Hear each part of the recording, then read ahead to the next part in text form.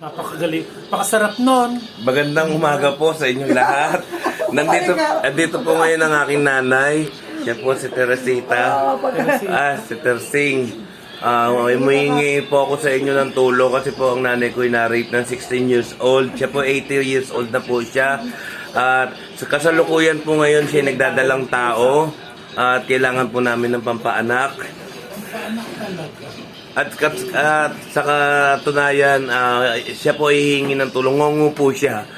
Paano makakain ng tulong? Ngongo po siya, nabuntis po siya ng 16 years old. Kaya na-rape, hindi nakasigaw. Mapagsalita, Pipe. Na-rape po siya, sinakal niya po yung pipe, sinakal niya po yung bata. Dahil ayaw po ituloy ng bata, gusto niya po ituloy na. Sayang daw po eh. Ayun na yung driver.